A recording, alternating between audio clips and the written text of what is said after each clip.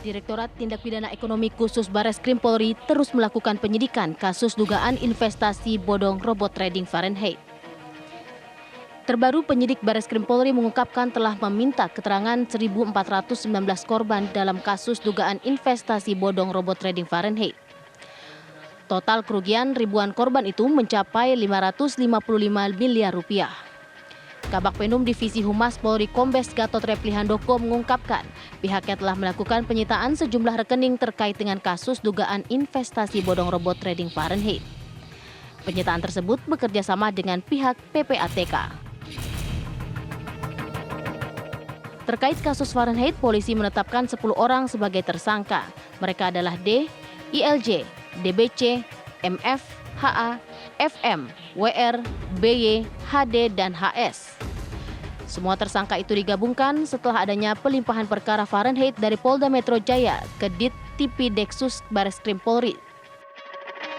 Lantas kenapa kasus penipuan bodong robot trading Fahrenheit dan sejenisnya dengan mudahnya mengelabui korban hingga mencapai kerugian 500 miliar rupiah?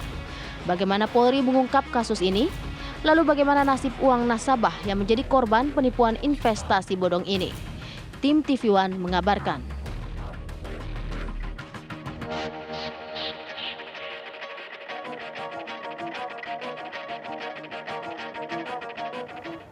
Ya pemirsa, memang semakin banyak orang menjadi korban investasi ilegal robot trading yang memang akhir-akhir ini marak di Indonesia pemirsa.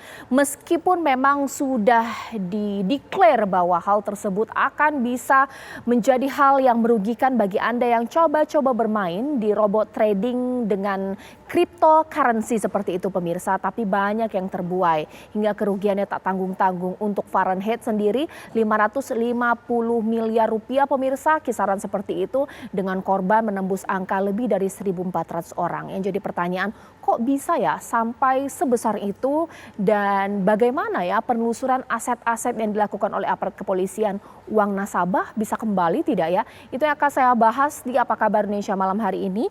Di studio TV One saya masih akan menunggu pakar hukum pidana kita, tapi lewat sambungan Zoom saya akan langsung saja menyapa narasumber saya mulai dari korban di sini ya, korban investasi bodong Fahrenheit, Mas Kris Rian. Selamat malam. Halo.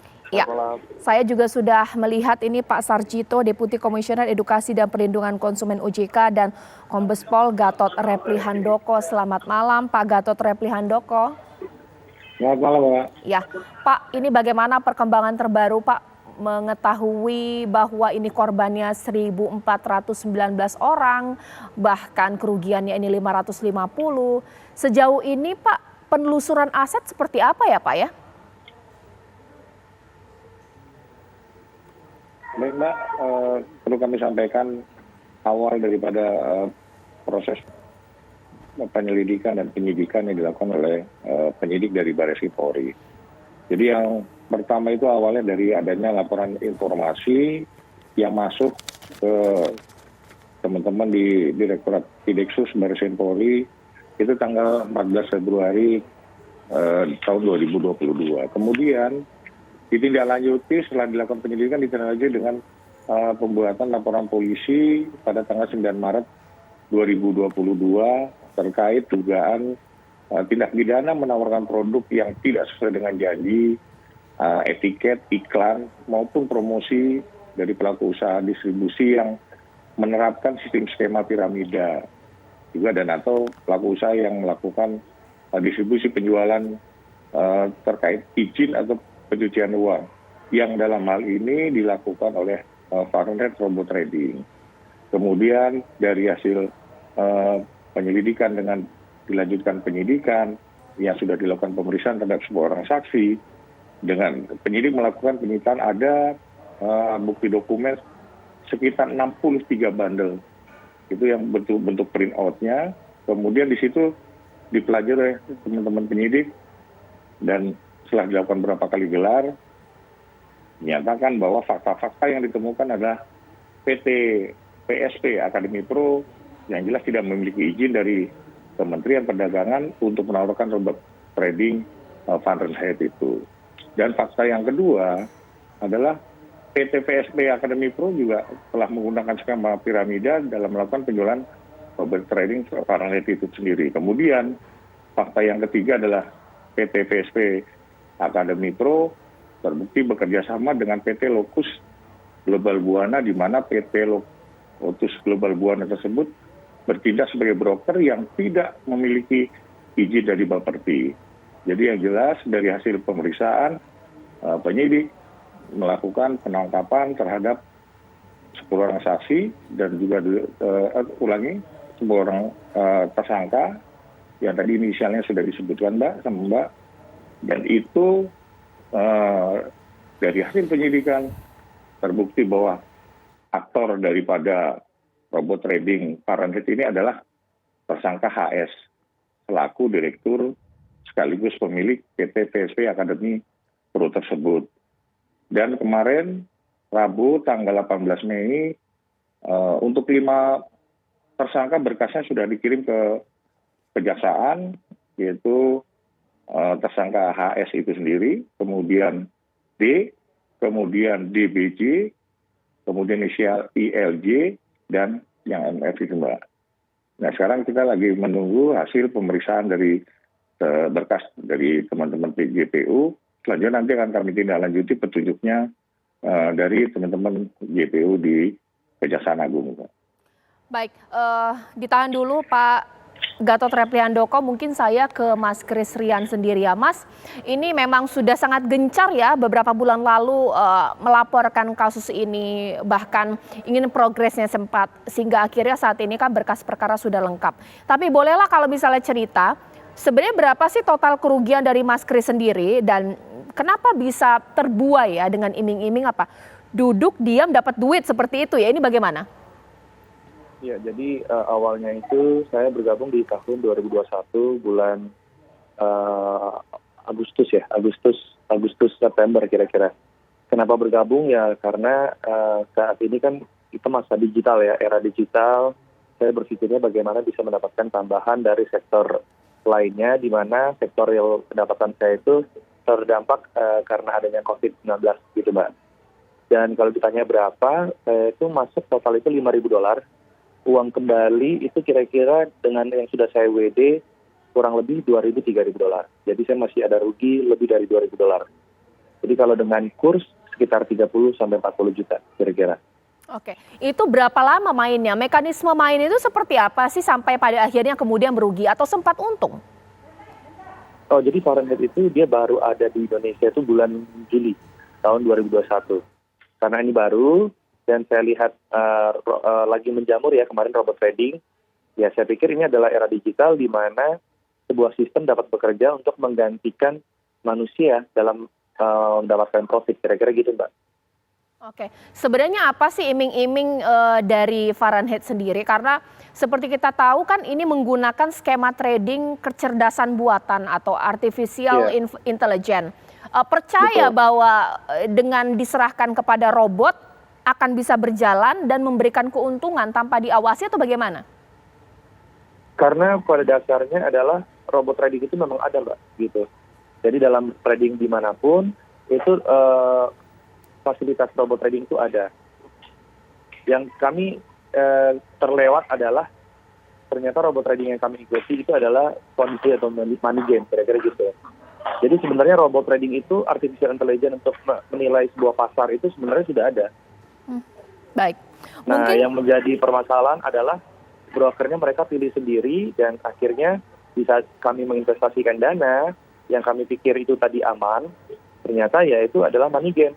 Robot tradingnya adalah bualan, bohongan, jadi membayar profit dari orang baru.